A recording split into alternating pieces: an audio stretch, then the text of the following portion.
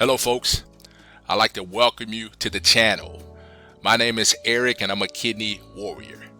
This channel is called Kidney Story because I want to talk about all things related to kidney health. I want to talk about things related to kidney dialysis. I want to talk about things related to kidney restoration, kidney transplant. Because again, a lot of us are on that kidney journey and we want to tell our kidney story. My goal for this channel is to share the stories from myself and from kidney warriors around the world who have gone through everything from kidney dialysis to kidney restoration and kidney transplant. That's what today's video is going to be about. I'm going to go around the internet and go on some of my social media platforms and find stories of kidney transplant, and we're going to do a little bit of a deep dive to just kind of figure out how these folks were able to get a kidney transplant and how they were able to move forward, and we're going to discover that there are some key components to each and every story of transplant. Each and every story of transplant is going to have basically a person who made a choice. They made a decision that they wanted to get a transplant, and they put some things into place in order to make that happen. One of the things they put in place was they just made the choice. A second thing they put into place is that they developed a team. So that team consisted of family members, loved ones, spouses, friends, anyone that wanted to see them succeed. Other members of that team included dialysis technicians, nurses, dietitians, social workers, people that wanted to see them have success and get off of dialysis if they were on dialysis. Other members of that team included their transplant team, transplant coordinators, nurses, doctors, surgeons. Again, anyone that wanted to see that person succeed is a part of their team. Another key component that we're going to figure out and we're going to see time and time again in these case studies is that they had strategies and techniques that they implemented that helped them move one step closer to transplant. It doesn't happen in a vacuum. It doesn't happen overnight.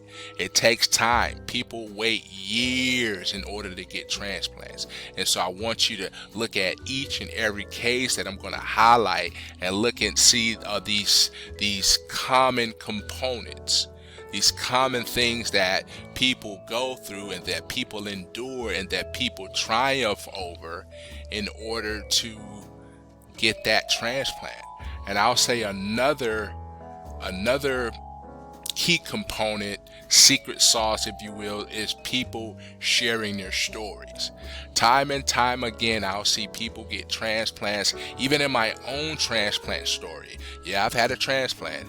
Even in my own transplant story, I didn't start to see success until I started opening myself up and telling my kidney story. That story helped propel me forward, and it helped propel other people forward too when it came to traveling on their own kidney journey and ultimately sharing their own kidney story. And so we're going to take a look at a few kidney stories. Like I said, I've looked at a couple of my social media and I found some stories in some groups I belong in, and I'm going to share, and we're going to just do a little bit of deep dive in each and every case study on how these folks were successful and how you can use what they've used to become successful in your own journey to get a transplant. And this has relevancy too when it comes to being a caregiver. Perhaps you're not a kidney warrior, you're not a kidney patient, perhaps you're just a loved one or caretaker. Perhaps you're just someone who really cares and loves a person who is traveling on that kidney journey. Well, I hope this video is one that you can look at and say, okay, this person had a couple things they said that I can implement into my life as a caregiver, my life as a loved one of a kidney warrior, and I can use that information to help propel us forward to next steps, because all it takes is one step at a time. one step at a time to get us closer. Okay, we're going to make the decision that we want to transplant. All right, great. How do we do that? Do we need a referral from our nephrologist? Do we need to, how far is the nearest transplant center? Can we get on multiple lists? What does our logistics looks like when the transplant happens? How are we going to solve the transportation problem? How are we going to solve the we're not able to drive for 6 weeks? So who's going to be that person or people that we're able to lean on when it comes to receiving transportation? Can we get a service to provide that? Is that something that our transplant coordinator can put us in contact with? Perhaps a social worker. So a lot of these things you want to kind of think about and start really pre-planning, putting your game plan together when it comes to deciding and moving forward on whether you want to transplant or not. And so I'm going to look at the first case study. So I'm going to move myself out the way. We'll look at the first case study. First case study is from Kathy Lawson, one of my groups. I'm in the chronic kidney disease support group. And this took place back on November 20th. And I'm recording this video on December 5th. And so this post reads, I got the call yesterday. This is my second. I'm assuming she means this is my second transplant. Her second kidney transplant. Phenomenal. First one lasts almost 24 years. To others out there, hold on. Blessings coming your way. She already starts amazing, right? She already has that spirit of congratulating, that spirit of encouragement, telling people, hey, yours is coming. I just got mine. This is my second. First one lasted almost 24 years, but I encourage you to keep moving forward because blessings are coming your way. I love to see posts like this because they basically tell people, look, blessings are coming your way. You'd be surprised how excited and how enthused and how encouraged these transplant teams are to get you on the list and get you a kidney. I mean, they're so enthused. They reach out to you, and I find that they match your energy too. And so this person got the call. It really mirrors my when I got my transplant. When I got my transplant, I actually got two calls. The first call was from a physician's assistant, and this physician's assistant basically said, hey, we want to get you a transplant, but we need to kind of gauge how you're feeling physically. I told the physician's assistant that I had a little bit of cough, a little bit of little sniffles. Physician's assistant said, we'll call you back. Called me back with the most devastating news I had ever heard up until that point. Told me that they were going to skip over me and that they were going to have to, not give me that kidney because they didn't want to risk getting me on the surgery table, and then this sniffle, this cough turn into pneumonia, and it's just it's not really a conducive environment for a new kidney that's going to already be foreign to your body. And so I was devastated. Really, I was uneducated on how the whole transplant list worked, though. I was under the impression that I would be booted down the list or pushed down the list somehow, but that really wasn't the case at all, because I think 10 days later, I got another call. And they were like, hey man, how you feeling? By that time, my cold had passed and I was feeling amazing. And so at that point, they said, come on up, come on up to the University of Washington.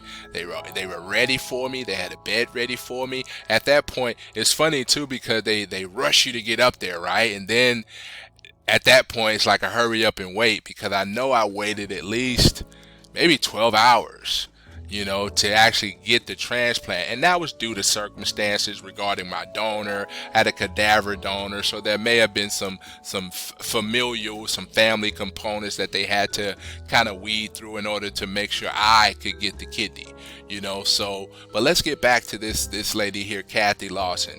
Got the call yesterday. This is my second. And so she's already been through this, so I bet she had her team in place. She had strategies in place. She just had, how she wanted it to go. She wanted it to go a certain way. It went that way, and she was just encouraged to go after that second one, right? Especially when the first one lasts 24 years. She got phenomenal value, phenomenal. She probably took a ton of trips and probably had a ton of memories with that thing, a ton of laughs, a ton of family time, and she was able to last 24 years. Now that's vastly more than mine lasted. When I got my kidney transplant from the University of Washington in 2013, it lasted almost 5 years to 2018. And then unfortunately I had to go back on dialysis, and as of the recording of this particular video, I'm still on dialysis, and I'm moving closer each and every day to going after transplant again. But again, this woman, Kathy, such a phenomenal inspiration. She's already encouraging others out there. Hold on, blessings are coming your way. She just wants people to win. And I love to be around people that understand that the pie is not finite, right? The pie is such in a way that with each person putting in their good spirit, putting in their kind words and their encouragement, the pie actually grows. And so by her receiving her blessing, she's like, look, I got mine. That doesn't take away from you. That doesn't take away from your blessing. Your blessing is also on the way. And so I hope the people that were able to read this from Kathy were encouraged, and I hope they were able to use it as a lesson and as a just words of encouragement, because oftentimes I know when I spent time on the list, I spent almost 5 years on the list, right? And I at certain points and certain times I had convinced myself that I would never get a transplant. It just would never happen to me, right? And so at a certain point you have to get out of what they call that stinking thinking, right? Because I found that whatever seed you sow into the ground, that's what you're going to reap. So if you reap that, or if you sow seeds of doubt and discouragement and just it's never going to happen for you, that's likely to come true.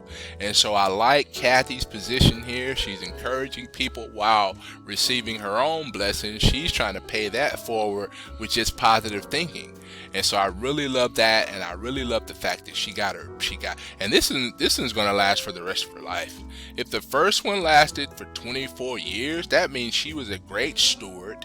That means she took very good care of that, probably monitored her diet. That's another lesson you can take from this. She monitored her diet. She listened to her doctor. She adhered to her medication protocol to a T. And she had phenomenal results. That's what made her an ideal candidate when it came to getting back on the list. Her transplant coordinator probably looked at her record and was like, oh, no brainer.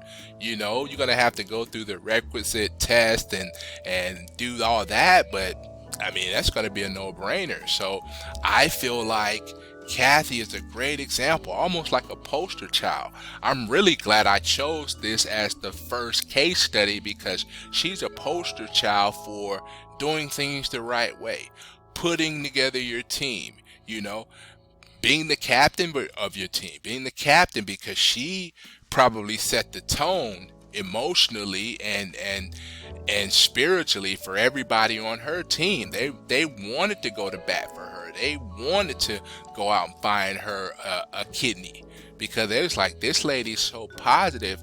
We want to make sure she's successful. Now, I don't know a lot about Kathy, but depending on Kathy's resources, she may even signed up on multiple lists, depending on the proximity of the transplant hospitals from her home. She may have gotten on multiple lists. And I feel like that's almost an overlooked component sometimes when you're talking about transplant lists. I got on one list because I was new and I didn't really understand kind of the hoops, right? But maybe my second time around, I'll get on multiple lists because I know the transplant hospitals are in very close proximity. So if I travel to one, I might as well travel to the other. Why? It really wouldn't be that much of a discrepancy, that much of a drawback for me to travel to the second hospital. I have familiarity with the first hospital, but I don't see much difference in the second hospital. And so I wanted to close out this case study and just say, man, what I want you to take from this is take the fact that Kathy is so encouraged. She's so that type of spirit, that type of encouragement is contagious, right? I always want to be around people who have a kind word, who have encouragement, who are telling me that I can win because they won, right? This is clearly a victory. So that's the one thing I want you to take away from this. She's saying blessings are coming your way, and she's in the middle of her own blessings, and she's not even just thinking about herself. She's thinking about you. If you're the type of person that's on your way, if you're a current dialysis patient or having kidney problems and you want to go after a transplant, this is the type of encouragement that you want. She's a great case study. Glad I chose her. And we're gonna take a minute, then we're gonna look at the post, and then we're gonna say, wow, congratulations. I know this is gonna last for the rest of her life, and wow, just a phenomenal story. And we're going to move on to the next case in just a second, okay? Now, this second story, this second case study that I wanted to highlight is from one of the groups I belong to called I Hate Dialysis, which is, I hate dialysis too, but dialysis is really, it's a godsend because it's literally keeping us alive. Literally, I've known at least half a dozen people that just weren't diligent with their dialysis, or some of them even chose just to quit knowing the consequences, and they gave up, but that was the right decision for them, right? I'm not them. I don't live their lives. I can only live my life. And so that was this decision they chose to make, knowing the repercussions that were involved, and they made that decision anyway. And so, hey, what can you do, right? And so I wanted to do this second case study, and this is a drawback of transplant, right? Or a drawback of trying to go after transplant. It just doesn't always work out perfectly. It doesn't always work out perfectly because that's just the nature of life, right? And I think when you're a kidney warrior, or you learn quickly how to deal with adversity. You learn how to just say, look, man, it didn't go my way today, but I'll be back at it. I'm gonna get knocked down 7 times. I'm gonna get back up 8 times, right? And so I just wanted to go over this one. This one is a little bit older. Like I said, I'm recording this in 2023, but this post is from 2021. I went and found it, and I knew it'd be perfect for this type of video because, again, I want to look at the highs and the lows of transplant, look at the case studies, look at the pitfalls, look at how we can bounce back from the pitfalls, and look at how we can turn something as sad as missing out on a kidney to a victory, right? All that does is add to the tapestry of our kidney story. It adds to the tapestry of our kidney journey. And so I want to read this. This is from Pamela Cooper. On my way home from the hospital, the kidney they called me about was no good. I had blood taken and chest x-rays done already. Once before, I was called a few months ago for a kidney which was no good also. At least that time we hadn't left our home yet. Hoping the third time will be a charm, and it's pretty soon. I know this happens fairly often, and a lot of you understand the disappointed feelings that I am having now. Absolutely. Like I said earlier in the video, I got a call once before I actually got the call. I got a call, right? And that call was, hey, we got a kidney for you. How you feeling? Oh, I'm feeling a little, a little wonky. And it's like, nah, we don't like wonky. We don't like wonky. So go ahead and stay at the house, and we'll call you back another time. And so my situation didn't really mirror Pamela's, right? It kind of did in somewhat. I didn't leave the house. I got in the call, and I went into a corner and just cried about it, but whatever. And so, but this one, she talks about going all the way to the hospital, having the x-rays done, having the blood taken, which is what they do. They, up until the very last minute, they want to make sure you're the right person for this kidney, right? And it turns out that this kidney was no good. Now, I don't know what that means. Pamela didn't give us any real information about why it was no good. Perhaps the blood work wasn't right. Perhaps it just a plethora of reasons why it didn't work out, right? But it didn't work out nonetheless. And so now Pamela has to really think about whether she wants to continue with this process. Obviously she does, because she did it again, found out a second time kidney was no good. And so she has to kind of battle with whether she wants to continue with the process of going after transplant. And the thing about being a kidney warrior, right, is funny because dialysis is literally keeping us alive. And while transplant isn't considered a cure, it's vastly more favorable to your health to have a transplant than to be on dialysis. And so unless you have your own reasons of not wanting to transplant, perhaps age or other ailments or other reasons why you wouldn't want to transplant is really the way to go for most people. And so it's funny to think that she's been, having to jump through all these hoops, and even at the end she was like, I know you guys understand the disappointed feelings that I'm having right now. Now, if you've gone through dialysis and gone through transplant, you know exactly what Pamela is experiencing.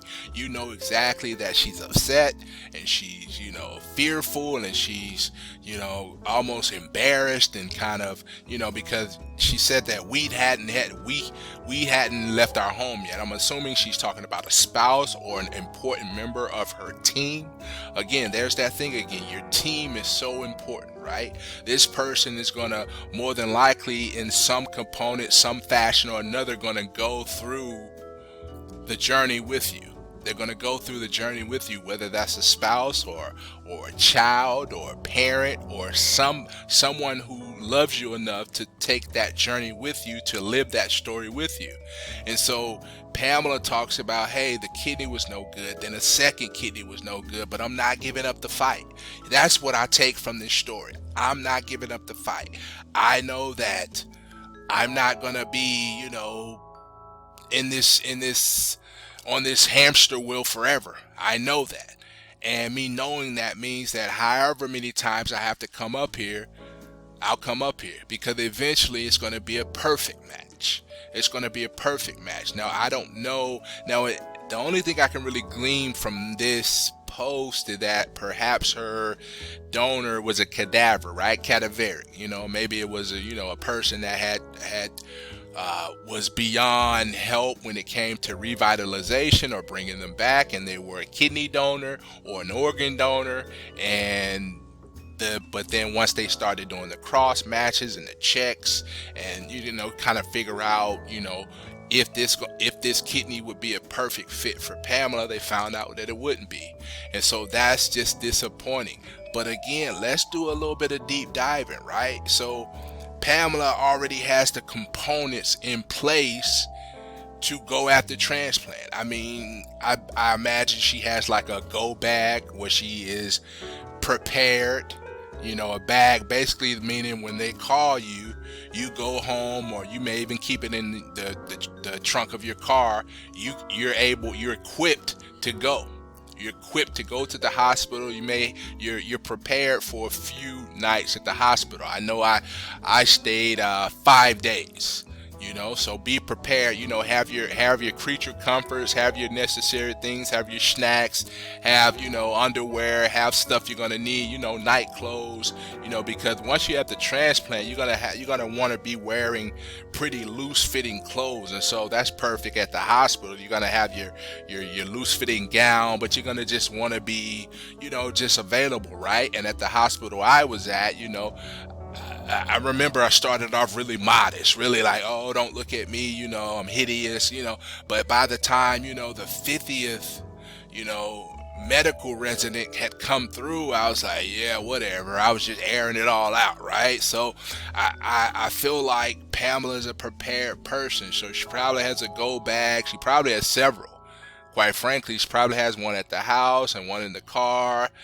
She's probably always kind of prepared, and her spouse or whoever her loved one is who doubles as a caretaker, they are also prepared. They say, hey, I got the call. Now my caretaker slash, important member of my team was my Uncle Paul. My Uncle Paul came to me and said, look, man, you're my family, and whatever you need, I'm going to help you out. And he came to several appointments with me and dealt with, city traffic and highway traffic. And, when you go after a transplant, you got to go up there several times, right? They're going to have you running on a treadmill. They're going to take blood. They're going to do this. They're going to take x-rays. They're going to do all this, because last thing a transplant team wants to do is put a transplanted kidney in an environment where it's not going to thrive. And so my Uncle Paul, probably went to a dozen appointments with me where he was, he's my ride or die. And even beyond that, he opened up his home to me during my recovery time. And so I'll never forget that. And I feel like Pamela has at least one person, if not several people, who are rooting for her to have a success and rooting for her to do well. And so she's even optimistic in this post, saying she hopes that the third time is the charm. A very popular saying, so I hope a third time is the charm too. And I hope the next time she goes up there, it's going to be a perfect fit, but again, you can take from this case study and you can say, Pamela had a team. She had a strategy ready. And really by this post, just the word she used, she's been able to manage her emotions in a way that, lets me know that she's ready. Now, one of the things that I'm curious about with Pamela is that, was she on, or was she able to get on multiple lists? Now, I'm not sure where Pamela's located. I'm not sure, where in the country she's located, but she may be in a proximity where she could have gotten, or maybe at this point, it's 2 years later, 2+ years later, almost 3 years later, maybe she tweaked her game plan.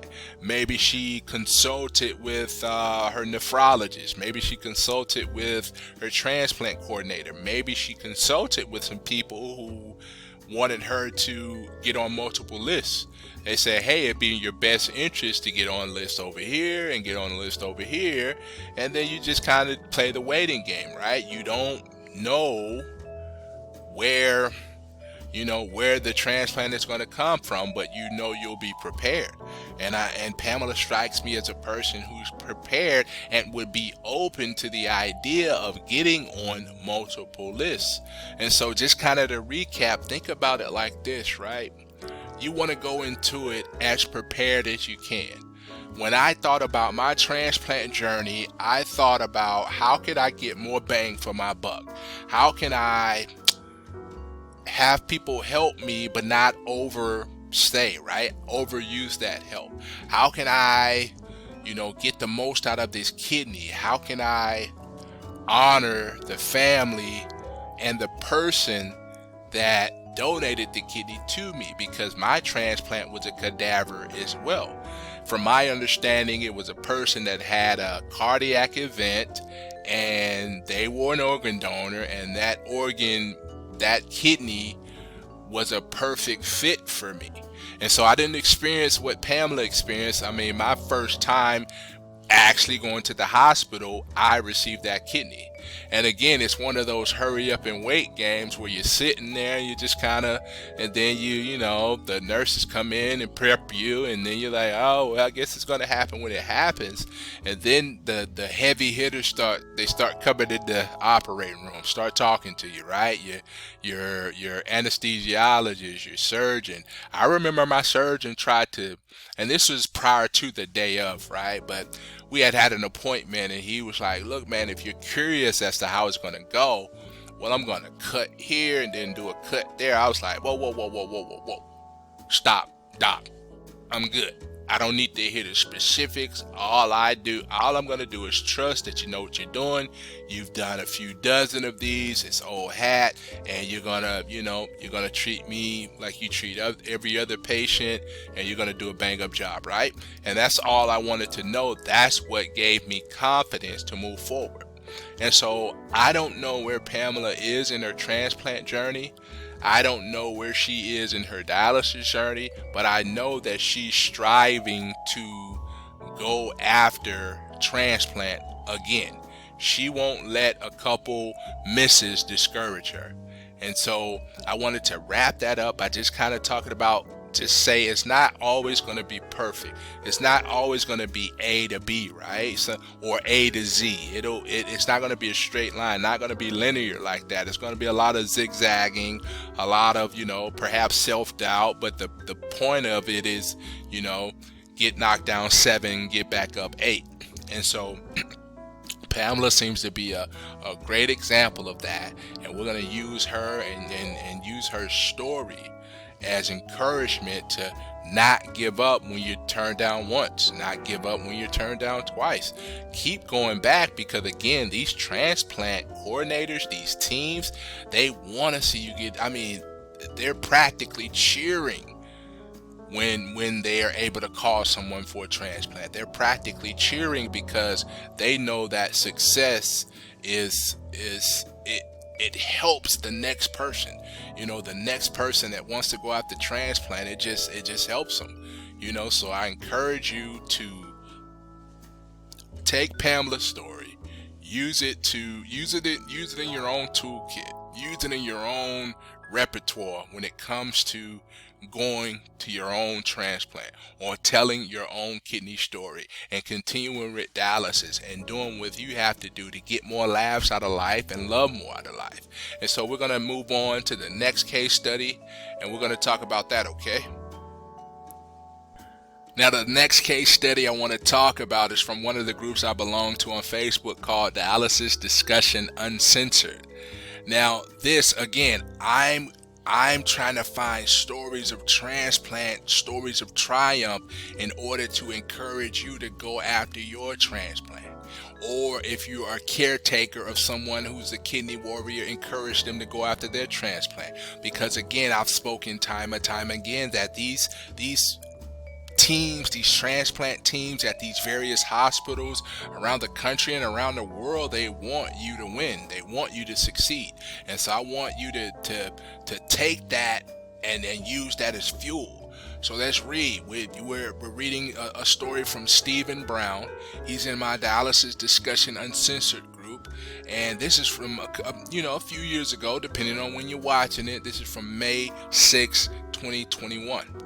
And it reads, got the call today right after I got out of the dialysis chair, and after complaining to my social worker about being tired of being on dialysis and waiting, never give up today was tough. I didn't even make it to my car before I got the call. Keep pushing until you can. I received the kidney the same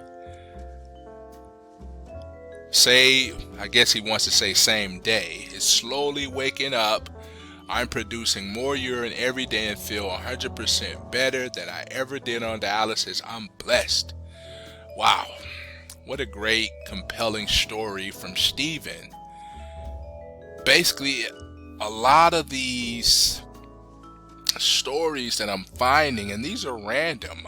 I saved them in my Facebook back office because I knew I wanted to return to them and I wanted to do a video about them. I knew I wanted to speak on them because I just feel like these are the types of stories, these are the type of kidney stories and words of encouragement that people need to hear. And quite frankly, I want to hear.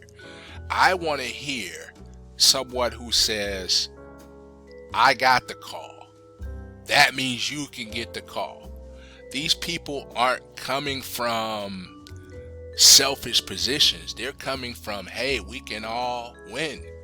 We can all stay encouraged. I won, you can win too.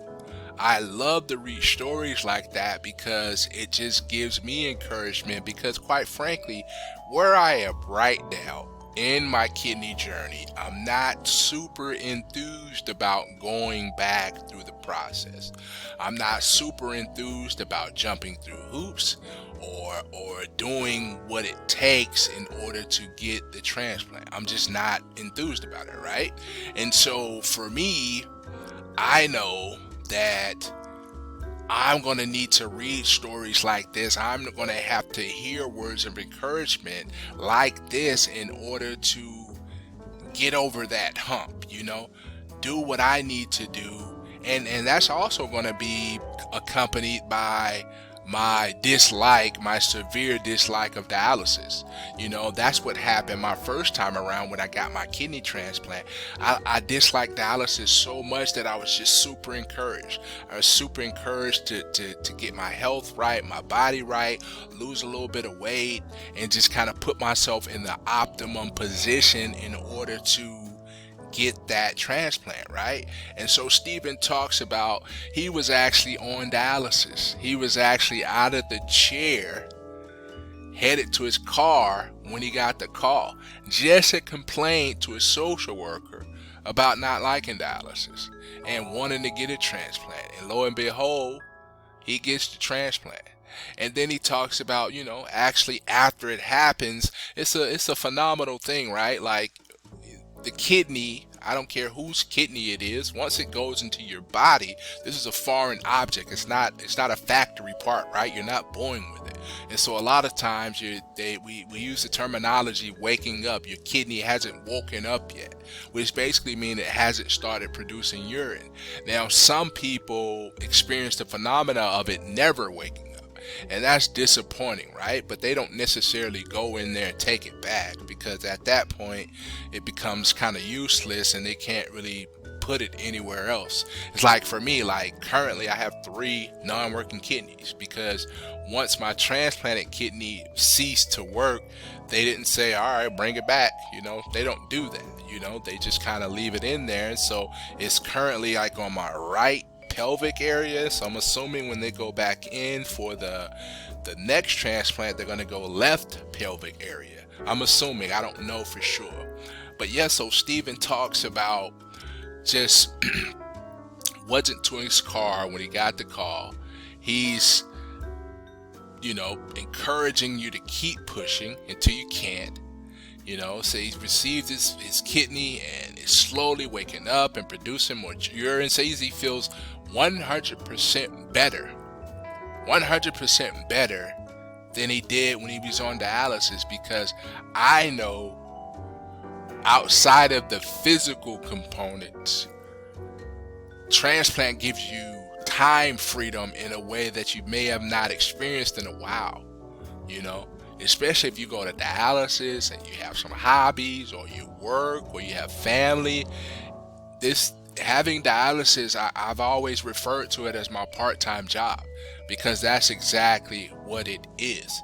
It's basically you and you showing up, and you get to know your technicians, you get to know your nurses, because these are people that you spend a tremendous amount of time with. You get to know your fellow co-patients, as I like to call them, because again, you spend a tremendous amount of time with them. You start to learn about their lives, you start to learn about their families and their support systems, and they start to learn about yours, and you both get into a position where you're encouraging each other. I know one of the things I like to do. I like to learn about the goals and the aspirations of people I work with and people that I go to the clinic with, because I want to encourage them and see how they're progressing towards those goals. It could be something as simple as more family time. Could be something simple as, want to see my son or my grandson play little league baseball, or I had a great weekend antiquing, or I went to a great concert or read a great book. All these things are what makes us us, right? And so it encourages me when I hear people have aspirations and goals outside of just being a dialysis patient. And so people like Steven are encouraging to me, because I know what they want to do is they want to amplify their story. They want to amplify their life. They want to make sure this kidney, this transplanted kidney, is something. They want to make sure that it's not for naught, right? They want to make sure that the person that donated it did so, is donating to a worthy cause. And so I really love to sink my teeth into stories like this. It's been, as of this video, been a couple years since Steven got their transplant. I hope they're doing well. I don't do any real follow-ups on this because, again, I take a moment in time, right? I take a snapshot and I say, oh, let me save that for later. I take a snapshot because I know I want to follow up. I want to do a video. I want to, dig into some case studies on what made these people successful. Now, I like to think that Steven had a go bag in his car, right? On his way up to the hospital, he called his team. He was like, hey, hey team, maybe a spouse, significant other, a parent, a child. Hey, I got the call. Meet me up there, And those people went active. They went in the action. They said, okay, what hospital? And they knew the hospital, and they said, we'll meet you up there. We'll be ready, or we'll bring your bag, or we'll bring some snacks, or we'll bring whatever you need. That's the team you need to be activated, right? And like I said, these teammates are going to be a vital component to your success. These teammates are gonna make sure you win, because they're going to be there to see you win. They participated greatly in your kidney journey, in your kidney story, and they want to continue to see you win. And so hopefully Steven was able to call his team, and maybe they laughed and maybe they cried, and we just don't know. But I hope some of that happened. I hope he was able to just spring into action and go to his local hospital. And like I said, I keep coming back to the multiple listings component. Maybe he was listed, multiple locations. Maybe he had the resources in order to go to a location even outside of his area. Maybe he had the time off of work, or maybe he just planned accordingly and had the resources that allowed him to just be flexible. That's another thing. That's another tool you can have in your toolkit. Have some flexibility in there if your life permits it. If your life permits it, have some flexibility and move forward. Be ready to pounce, right? So I wish Steven the best, and I'm gonna move on to the next case study, and we're gonna keep this train moving, okay? Yep, we're gonna keep this train definitely moving. The next case study, or next question, I wanted to kind of break up what we were talking about by introducing a question. This is from my chronic kidney disease support group, also in Facebook, and I wanted to highlight a question by Randy. Now, Randy says, can you get a transplant if you smoke? Now, you see some of the, reactions. One of them is laughing, because I think, that the answer is kind of self-explanatory, right? Put yourself in the position of a person who wants to be a donor to someone. Put yourself in the position of a transplant coordinator. Put yourself in the position of a surgeon, right? Now, would you want to put a transplanted kidney in an environment where the person or the body that it inhabits is filled with smoke and the ramifications of smoking? And I think the answer to that is no, you wouldn't want to do that. So, can you get a transplant if you smoke? The answer is no. No. And I'll tell you, you may say, how would they know if I smoke? How would the transplant team even know? I'll be careful, right? When I go see them, I won't smoke, or I'll wear some of my smokeless clothing, and I'll just be, a little bit more, incognito with my smoking. How would they ever know? Well, you'd be surprised at how many spies there are out there. You'd be surprised by how in close communication the techs and the nurses are with your nephrologist, how your nephrologist may pass the word along to your transplant team, or how your transplant team may just call the clinic and say, hey, have you known Mr. Randy, have you known him to be a smoker? Well, I mean, we all have senses, especially if you're a tech and you're a nurse. You have your senses where you say, well, I've known Randy to come in smelling like cigarette smoke or smelling like some other smoke. And so a transplant team is going to take that into consideration when it comes to giving you a call.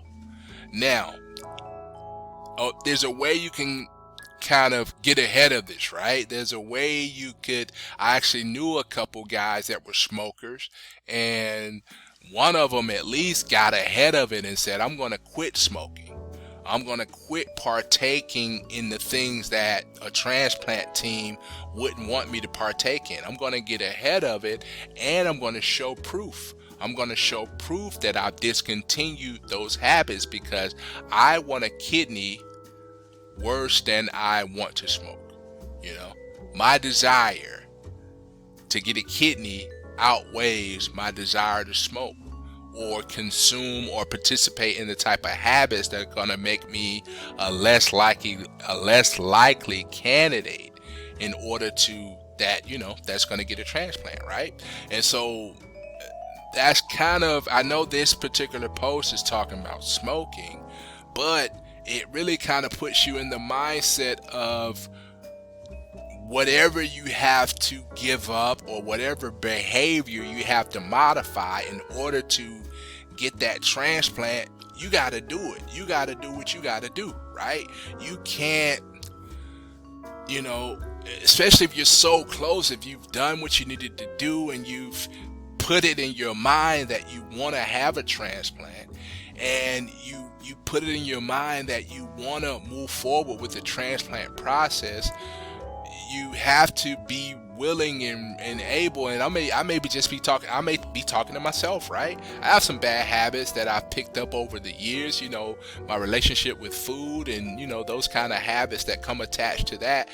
I'm going to have to modify those when it comes to this next kidney, right? I'm going to have to show them that I can maintain weight. I need to show them that, the bad habits, I can greatly reduce them, if not eliminate them. And so I have to move like that, right? So I can't, come in with so many bad habits that this transplanted, this donated kidney is going to be in a terrible environment.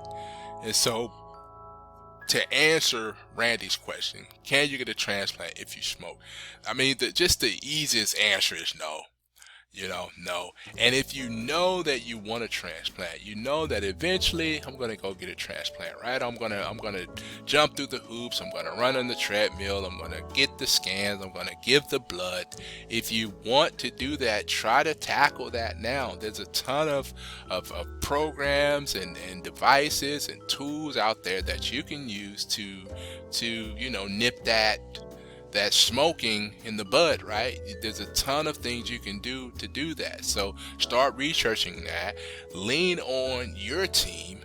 Lean on perhaps some people that have kicked the habit of smoking before, maybe not for a transplant, maybe for other health reasons or for just other reasons in general, but lean on those folks, lean on their expertise, just like you're an expert in being on dialysis or getting a transplant or having kidney problems and moving forward and living your life and living to the best of your ability. You're an expert at that, so there has to be experts out there that can tell you how to navigate the world of quitting smoking, or at least greatly reduce whatever you're doing. If you're in a position right now where you're smoking, right, but you want to transplant, try to go, some incremental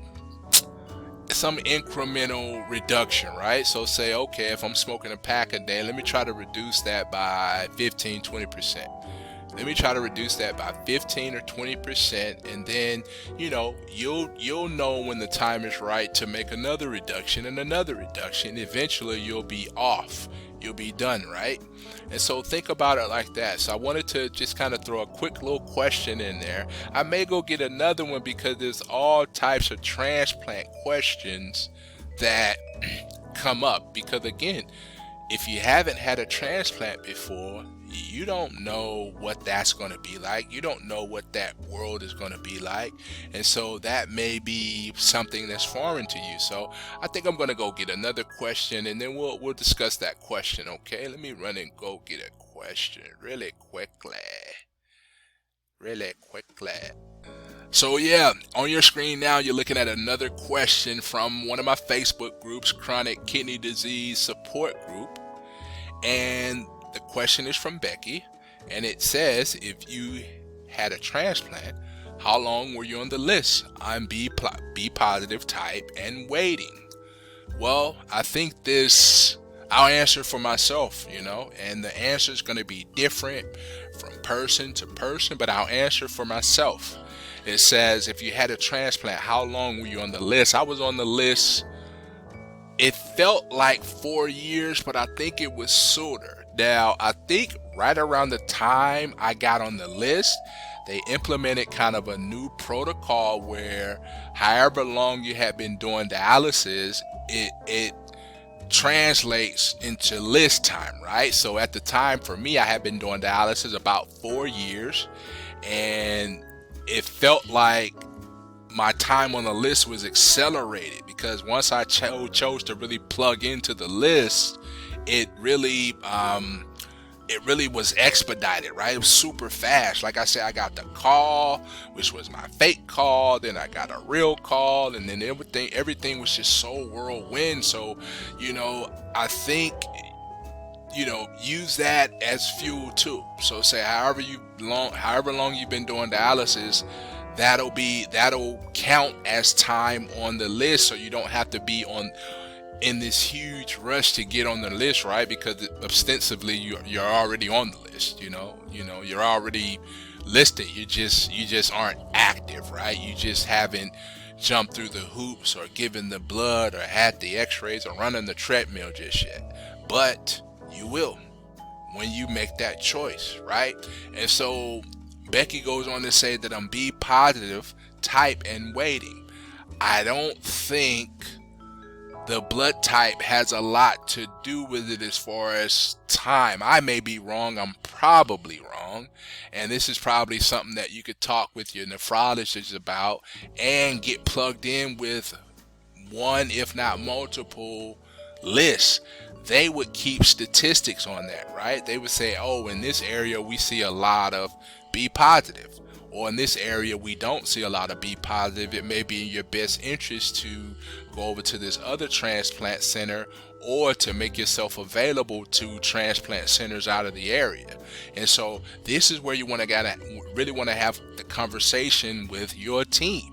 Again, I go back to team, because without that component, we aren't out here hooking ourselves up. Well, some of us are on dialysis. We aren't committing surgery, doing surgery on ourselves. We aren't. There's certain parts of being a kidney warrior where you're going to need other people. And here's a great opportunity to really put your mind at ease and say, all right, who would I reach out to besides a Facebook group? Because there's limited answers there. Although there's a lot of answers, there's a lot of different answers, but the answers are limited, right? You're not going to get an answer that I think will put you totally at ease. You're not going to get an answer that says 1, 2, 3, done, right? Because depends on the area. I don't know where Becky lives, but I know that wherever she lives, she has an opportunity to really think about how she's going to attack transplant. Now, it's probably not in a person's best interest to bog their mind down with the what ifs. A better use of your time would be to kind of think about what happens when I get the call. Am I ready? Is my team ready? Is my job ready? Is my my sphere of influence ready? That's the type of thing you want to think about. So think about what you're going to put in your go bag. Think about what route you want to take to get to your transplant center. Think about whether you want to be listed on multiple centers in your area, or centers outside of your area. Think about that as well. So think about kind of the logistics, the nuts and bolts of getting a transplant, because all this other stuff is going to work itself out, right? Waiting is waiting. So, I mean, if you don't want to wait, I guess you can kind of go the expedited route and say, I'm going to list myself on 10 transplant centers. And if you have the resources in order to make a move when it's time to make a move, hey, that may be the way to go. But sitting here thinking about how long you're going to have to wait, you're really doing yourself a disservice. Because really that's defense, right? Put yourself on offense. Put yourself on offense to say, all right, I got my go bag. And really, if you really want to really dig into it, plug into it, have some dry runs. Say, hey, babe, I got the call, So this will be your significant other, right? Or your care team say, hey, I got the call. What are we doing at that point, right? What car are we taking? What route are we taking? What are we bringing? What are we bringing for my caregiver? Are they going to stay the night? How are they going to be plugged into the whole scenario, right? What is the aftercare going to look like? Because after you get a transplant for about 6 weeks, you're not going to be allowed to drive, and you're going to have to come up to the transplant center once or twice a week to give blood in order to check your numbers. And so you're going to have that time dedicated to that. And so again, another thing to think about, you can strategize, you can figure out what's that going to look like. Instead of thinking about the waiting, go on offense. Don't play defense here. Go on offense, And so because that's going to give you the type of control that's going to make you feel empowered. And so that's what I wanted to do, because when I figured out that I was on the list and I, wanted to go that route, I really went on offense, because I asked my Uncle Paul, I said, hey, I need you, man. I need your help. He was nice enough to take me up to appointments, to open up his home for my aftercare, to drive me up during my aftercare. Again, go on offense and figure out all those things that you really aren't going to want to think about in the moment. You're going to be so excited and nervous and scared about and anxious about the transplant itself. You don't want to be thinking about logistics, right? So go ahead and get the logistical component figured out, do some dry runs, go on offense, and really, because here's the chance to really use that waiting time to your advantage. So don't overwhelm yourself with how long it's going to take to wait. And so I wanted to really highlight this question and really kind of give words of encouragement to other kidney warriors. Don't think about the waiting. Don't think about the blood type. All that stuff is I feel like we were truly put on this earth to win, and put on this earth to find success if you put yourself in a position to find success. So don't think about the waiting part or the blood type part. Think about the parts that you can control. You can control the preparedness. You can control what route you're going to take. You can control how you're going to travel on the day of and with your aftercare. You can control all those components, you know. So I want you to think about that, and anybody in that same frame of mind that are concerned about wait time or blood type, get that out of your mind. Start thinking about how you're gonna attack, right? And so I really wanted this video to be look at some case studies about transplant and look at how we can all go on the offensive, right? How we can all, look at other people's kidney journeys and their kidney stories and say, man, these folks are winning. The pie is big enough. It's an exponentially expanding pie. We can all win. We can all, go after transplant, and we can all have successful lives, whether we're on dialysis or on transplants. It's what you make of it, right? It's what you decide to do with the time. It's what you decide to do with your knowledge. It's what you decide to do with your experience. And so I want you to really think about, developing your team, cultivating your team while you're waiting. I want you to think about putting your tools together while you're waiting. I want you to think about what techniques and strategies that you're going to implement in your day-to-day life to make sure when the time is right to go after transplant, you'll just be ready. So I want you to think about that and just go for it. And so, I wanted to look at one more. Let me see if I can go find one, and then I'll be right back, and then we're going to kind of wrap up the video. And yep, I think we've been having a great time here. So I just wanted to wrap up the video, guys, and just talk about when it comes to transplant, the best time to start planning is right now. It's really, you're doing yourself a disservice if you wait, if you think that later is the time to start planning. Right now is the time to start planning, even if you can put the most minute details into place, like what car you're going to take, or what color your go bag is going to be, what do you want to put in your go bag, and that type of stuff is going to build on itself. It's going to build on itself in a way that when it's time to act and you get the call, it's gonna all be muscle memory. It's gonna all be super easy, super just like, all right, well, we've already rehearsed this, we've practiced this, we've been on the offensive the whole time, we haven't been playing defense, and so we're ready. And so I want to leave that word of encouragement to say, all these transplant stories are unique, but what I find is the key component, the ribbon that runs through them all, is that they're encouraging. They want you to win. I want you to win, and I know they want me to win too. And so this video has really been a lesson in me pep talking myself, pep talking you guys, because I want us all to have our stories of transplant and triumph, and I want us all to move forward in that world. Because think about what happens when you get a transplant, right? I mean, think about what happens when you have dialysis. You start to develop a story, a kidney story. That's why I named my channel Kidney Story, right? You started to develop a story based on all your experiences. You've had a lot of highs, you've had a lot of lows,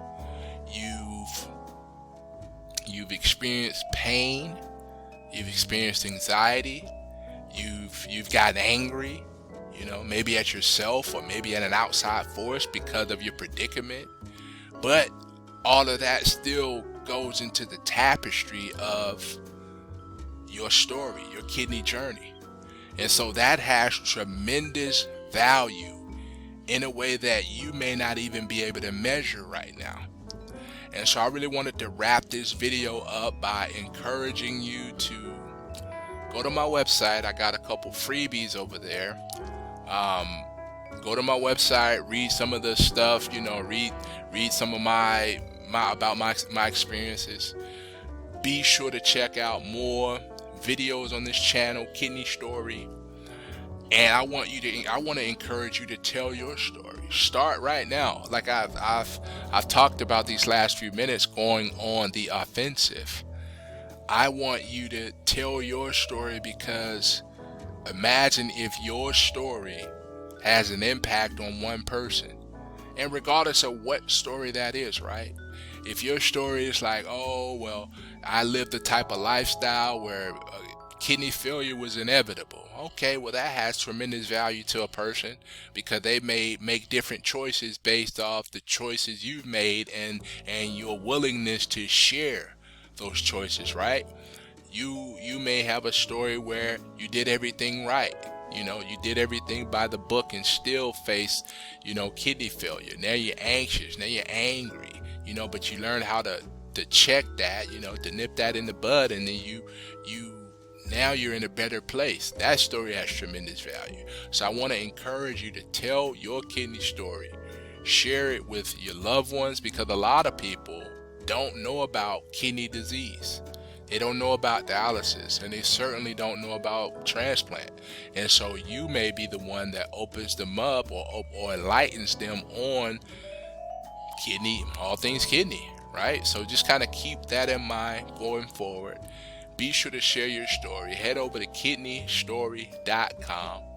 Check out some of the freebies. I do giveaways. My goal is to post on this YouTube channel at least, I don't know, a few times a week, a few videos. I feel like there's a plethora of things to say about dialysis and transplant and kidney restoration and kidney health in general. There's a lot to say, and so I'm going to be saying a lot on this channel. I appreciate you guys stopping by, and I'll see you guys in the next video. Thanks. Bye bye.